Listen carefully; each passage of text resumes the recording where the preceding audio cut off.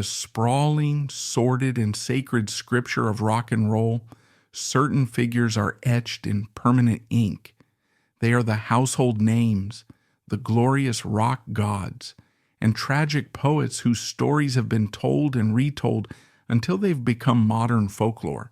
We know their triumphs, their downfalls, their final cinematic curtain calls.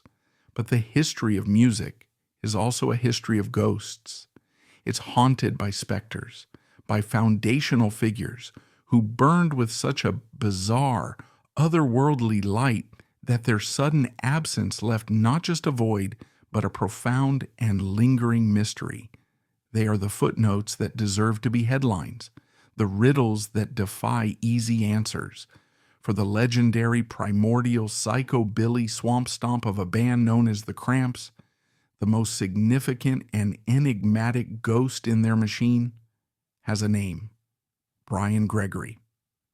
To look at any photograph of the band in their embryonic, most potent form is to have your gaze immediately and irrevocably captured by him. While the unholy frontman Lux Interior was a conduit for raw, libidinous energy, and the supreme guitarist Poison Ivy was the very definition of ice-cool, menacing control, Bryan was a being seemingly conjured from a different plane of existence, with a chaotic halo of stark white hair exploding from a skeletal face, eyes sunk into black pits of eyeliner, and a cigarette dangling perpetually from his lips as if it were a part of his anatomy. He didn't look like he was merely in a rock band. He looked like he had just clawed his way out of a cursed grave specifically for the gig, and planned on returning there as soon as the last note of feedback faded. He was in every sense the band's visual, chaotic soul. And then at the very moment the band was set to break, poised on the precipice of wider recognition, he was gone. He didn't just quit. He evaporated. He dissolved into a thick, swirling fog of rumor, myth, and whispered speculation, leaving behind a legend so powerful and so strange that for the better part of a decade, the consensus in the underground was that he had to be dead. How could a creature that vivid simply cease to be seen? This is the story of the man who was impossibly too weird for the Cramps. This is the tale of the spectral guitarist who designed a look that would echo through subcultures for generations. The rock and roll phantom who would end up haunting his own formidable legacy. To truly comprehend how a character as outlandish as Bryan Gregory could not only exist but flourish, one must first immerse themselves in the atmosphere of the world that birthed him.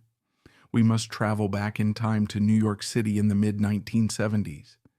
This was not the polished, globalized metropolis of the 21st century.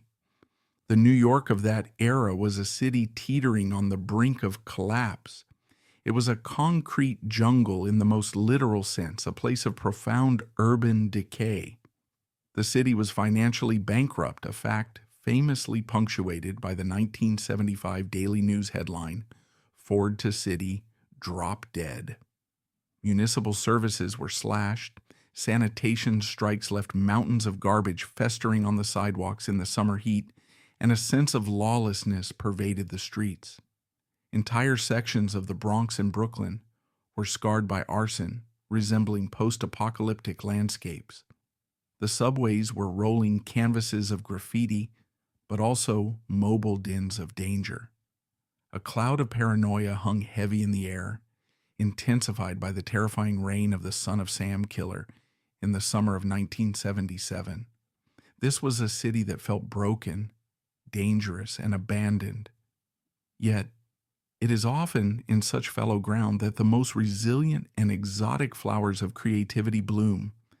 The glittering, decadent promise of disco was pulsing in the uptown clubs, but a different, far grittier energy was coalescing downtown. The optimistic, peace and love idealism of the 1960s hippie movement had curdled into the cynicism and economic anxiety of the 70s.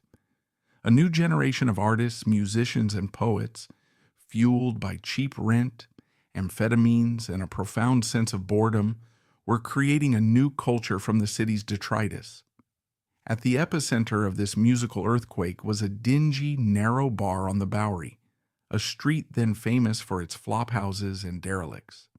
The club's full name was CBGBOMFUG, which stood for Country Bluegrass, Blues, and Other Music for Uplifting Gormandizers. But it was here that punk rock was being born. Bands like the Ramones, the Dead Boys, and Television were stripping rock and roll down to its raw, nervous system essentials. It was loud, fast, and confrontational. It was into this cauldron of desperate creativity that Lux Interior and Poison Ivy, born Eric Perkheiser and Christy Wallace, arrived.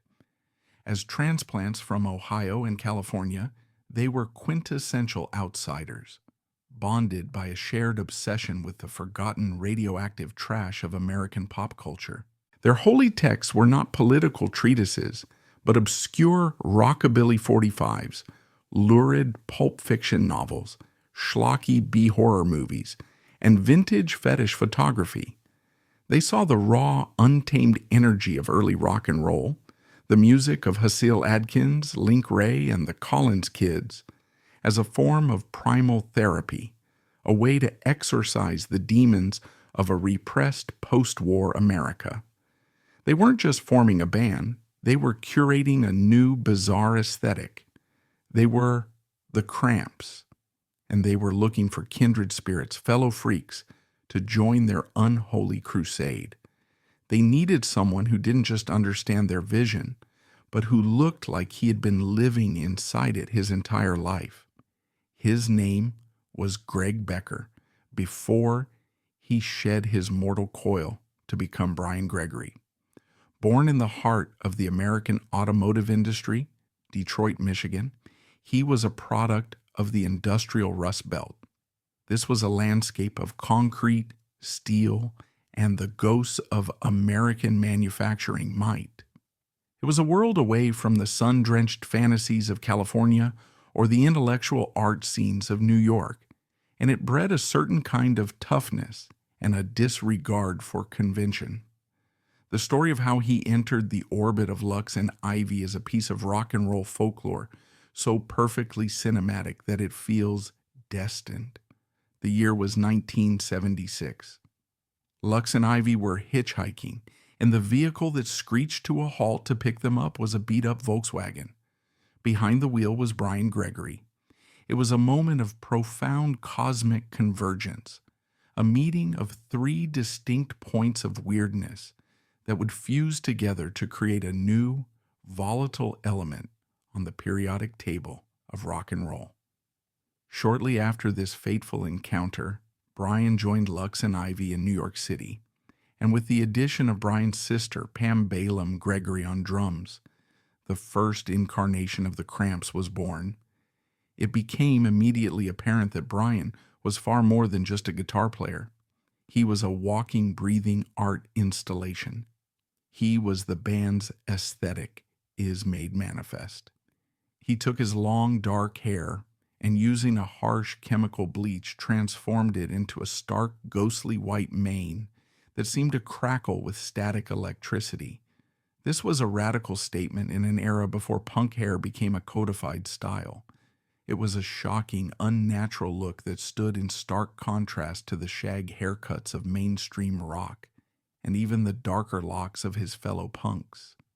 His face became a canvas for his ghoulish persona. He applied thick, smeared black eyeliner around his eyes, sinking them into his pale, gaunt face and giving him the hollowed-out visage of a skull. His sartorial choices were equally outlandish. While Lux prowled the stage half-naked and Ivy favored skin-tight leather and leopard print, Bryan opted for a look that was part undead biker, part voodoo priest. He draped himself in jewelry he fashioned from discarded chicken bones, creating primitive, rattling necklaces and bracelets. He was rarely seen without a cigarette dangling precariously from his lips, an affectation so constant it seemed less a habit and more a biological necessity. He was, in essence, creating the visual template for what would later be known as death rock and goth, years before those scenes had names. Then, of course, there was his sound. Bryan was not a classically trained musician. He was not interested in the fluid, blues-based solos that defined classic rock guitar. His approach was primal, visceral, and beautifully chaotic. His weapon of choice was often a distinctive, polka-dotted flying V guitar, an instrument as visually striking as he was. Through a battered amplifier cranked to the point of disintegration, he unleashed a sonic maelstrom. His guitar playing was a glorious fuzzed-out apocalypse, a squall of feedback, aggressive downstrokes, and trebly surf-inflected twang. It was the sound of a rusty buzzsaw chewing through metal, the shrieking score of a 1950s monster movie, all drenched in a swamp of murky, pulsating tremolo. He didn't play riffs so much as he ejaculated bursts of pure, distorted noise. Together with Poison Ivy's more controlled, sinuous, and technically proficient guitar lines, Bryan's sonic assaults created the legendary dual guitar attack that defined the early Cramps. Ivy was the anchor, the cool, calculating strategist laying down the core melody and rhythm. Bryan was the wild card, the agent of chaos, coloring outside the lines. With blasts of atonal, unpredictable feedback, he provided the texture, the grime, the feeling that the music was constantly on the verge of falling apart, which is precisely what made it so thrilling. The band, now with Miriam Linna on drums, quickly carved out a notorious reputation in the Fertile Crescent of the New York punk scene. They became a staple at CBGB and Max's Kansas City, sharing bills with a who's who of the era's musical vanguard. Yet, the Cramps always stood apart. They were the weird cousins at the family gathering. They weren't political like many of their punk peers, nor were they as poppy or art school intellectual as the new wave bands. They were channeling something much older and stranger, the dark, repressed, and sexually charged subconscious of America itself. In 1979, the band, now with Nick Knox on drums, released their first official record, the seminal EP Gravest Hits. It was a perfect 5-track distillation of their live show's unholy power, featuring definitive versions of songs like Human Fly and Domino. The following year, they traveled to Memphis to record their debut full-length album, Songs the Lord Taught Us, with the legendary Alex Chilton of Big Star at the production helm. The result was a landmark album, a masterpiece of psychotic rock and roll that captured the band's raw energy, their perverse sense of humor, and their deep, abiding love for the twisted roots of American music. Bryan's chaotic, fuzzed-out guitar is all over the record, a constant, menacing presence that gives the songs their jagged edge. The Cramps had arrived. They had a critically acclaimed album, a fiercely devoted cult following that was growing by the day, and a reputation as one of the most exciting, unpredictable, and downright frightening live bands on the planet. They were on the cusp of breaking through to a wider audience, ready to unleash their strange gospel upon an unsuspecting world. And then at that precise moment of liftoff, Bryan Gregory did the unthinkable. He vanished. The split, which occurred in May of 1980, was not a gradual parting of ways. It was a sudden, violent amputation. The story that immediately entered into legend was that Bryan, consumed by his addictions, had simply driven off with the band's van, which contained their entire backline of priceless vintage gear. He disappeared into the American night, leaving Lux and Ivy stranded, betrayed, and without a band on the eve of a major tour. It was a seemingly incomprehensible act of professional and personal self-destruction, a final chaotic gesture that would seal his legend and haunt the band for the rest of their career. For Lux Interior and Poison Ivy, Bryan's abrupt departure was a cataclysmic betrayal that cut to the very core of the band's ethos. The Cramps were conceived as a gang, a tight-knit, insular unit, us against the world.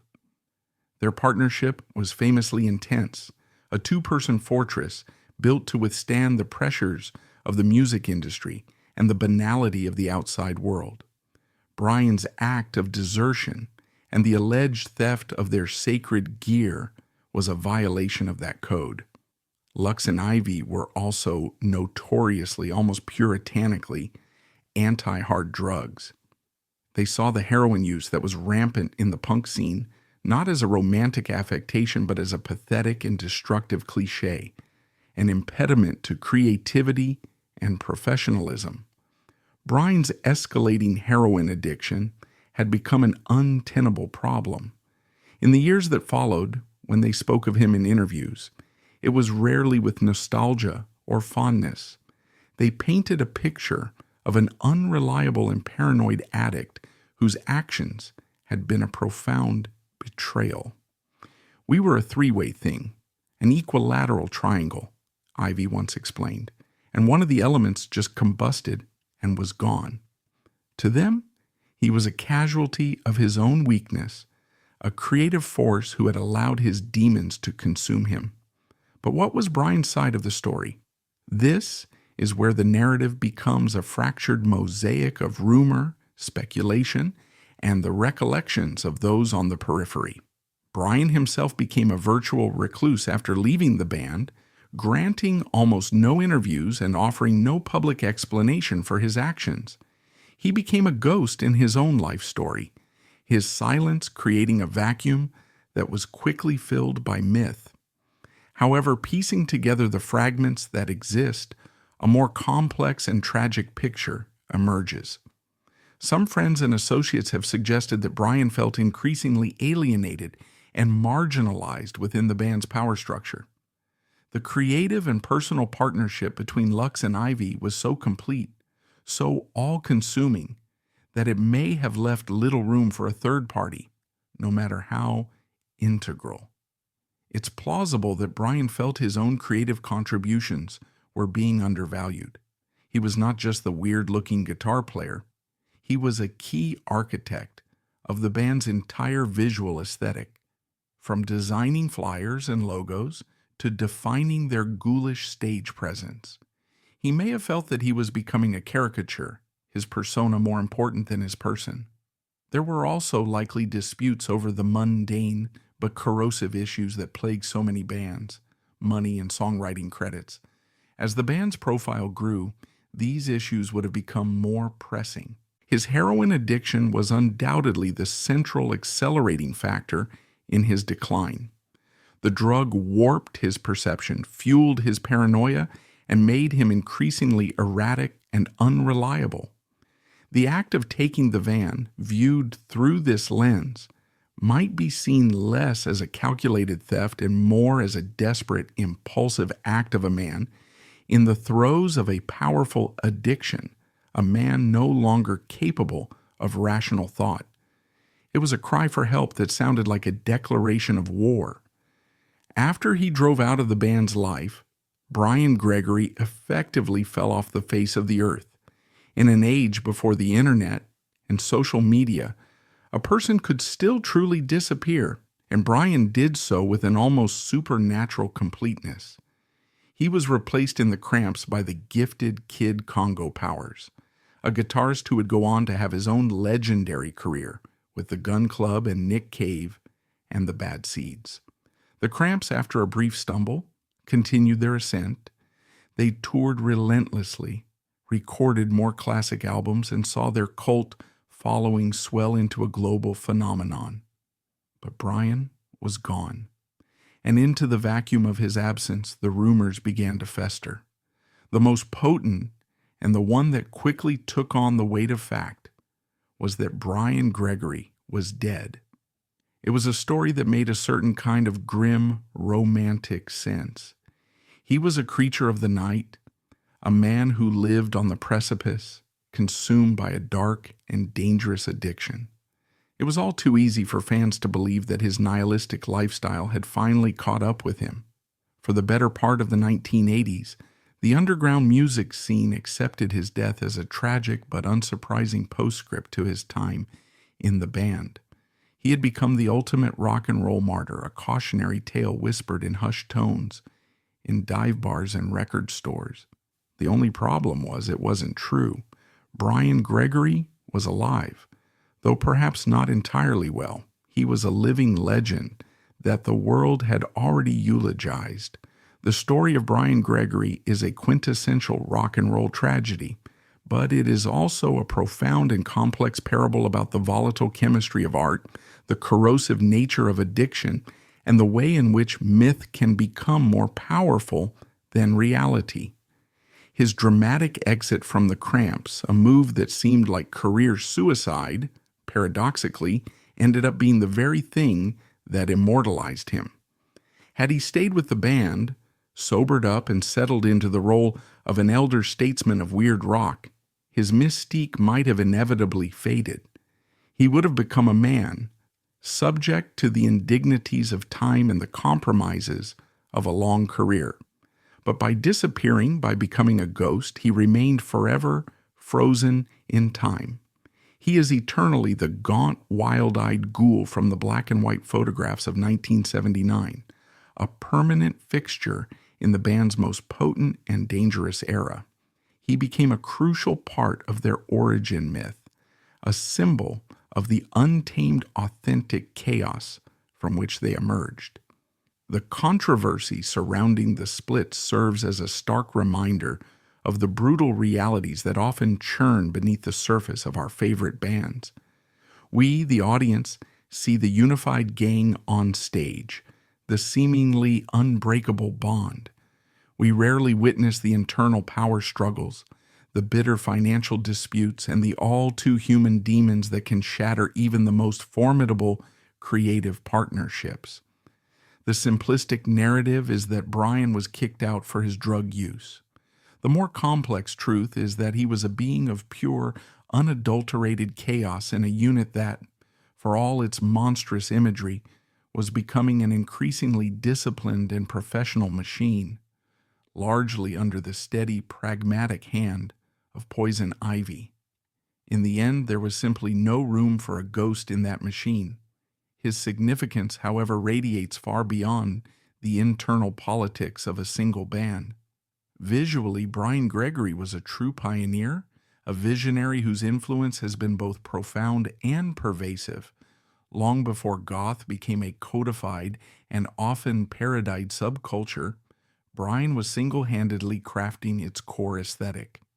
The shock of bleached white or unnaturally colored hair against a pale face, the heavy gender-bending use of eyeliner, the skeletal chic, the fetish for leather, and the overt embrace of horror movie and voodoo imagery. He was a living, breathing prototype for a look that would be adopted and adapted by countless bands in the death rock, goth, and horror punk scenes of the 1980s and beyond. From Christian Death to the Sisters of Mercy, his spectral DNA is everywhere. He was embodying the vampire chic years before it became a widespread trope, and he did it with a raw, street-level authenticity that felt less like a costume and more like a genuine expression of his inner world. Sonically, his impact on the foundational sound of the Cramps, and by extension the entire genre of psychobilly, is undeniable. While Poison Ivy was the band's melodic and rhythmic anchor, a master of the sinuous, menacing riff, Bryan was the secret ingredient, the agent of chaos. His anarchic fuzz bombs and atonal shrieks of feedback were the sonic equivalent of a B-movie monster smashing through a wall. He provided the noise, the texture, the thrillingly unpredictable element that made their early records feel so dangerous and alive.